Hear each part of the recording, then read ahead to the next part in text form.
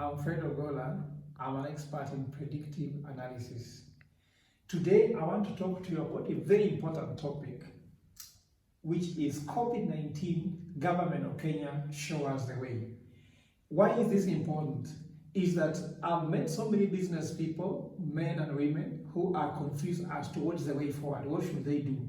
Should they shut down their business and wait for 5 years for the government to come back to them and tell them to reopen them? What are the scenarios they are looking at?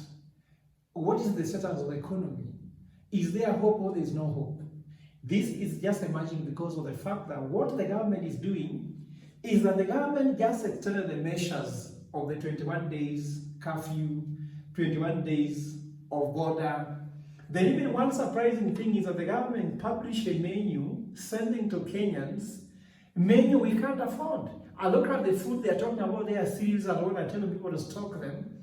That's not directions. The government of Kenya is not offering directions. And that is the thing, is that they need to show us these measures they put in place. What is the level of compliance? The second thing they need to tell us is that what are the expected outcome these measures are delivering, so that you can see whether they are helping or not. Are we sacrificing, but it is not going to deliver what we wanted to get as an outcome? So, because that is the case, what is the consequences? The consequences is that Kenyans and business people are at sea. So there's a darkness. So when there's darkness, it's simply because there's no direction. We don't know which direction we are taking as a country with regards to fighting COVID-19. We don't know what are the timelines we're looking at, because we don't know when it's going to end. Is it that we are seeing anything that we can hope for? This makes confusion in the sense that now people come with what you call what? Self-measures, self-direction, and self-timelines. People say, I'll close mine for 2 weeks and see what happens, then I'll reopen. But there is no clear timeline as to what is happening to the business community, which is coming as a clear direction of the government. And this does not give people incentive for certain behavior. Like if you run in the gym, you say, let me run for 30 minutes, I'll cut down calories by this amount, and then later I can rest. But if someone puts on a treadmill and tells you, just run forever, I'll tell you when to stop. I mean, there's no incentive to behave when you don't know what is the outcome you're going to get and what are the timeline. So what should the government need to do? The government, first of all, needs to define what are the phases for COVID-19 pandemic. Are we at the beginning of the beginning, meaning that we are just starting to enter the COVID-19? Are we at the early rise stage? When can we hit the peak? And then when can we start having numbers fall?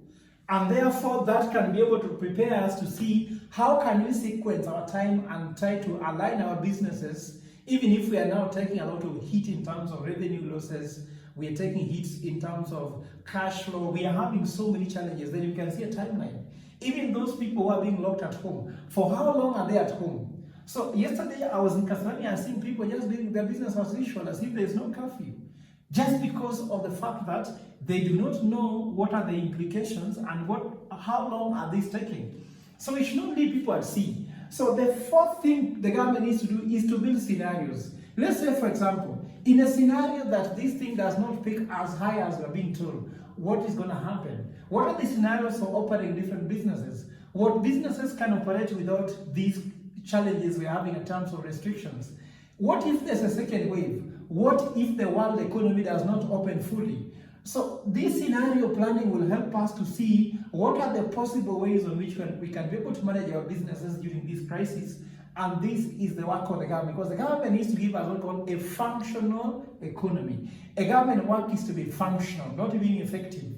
So to be functional, we need proper direction, government of Kenya. Thank you.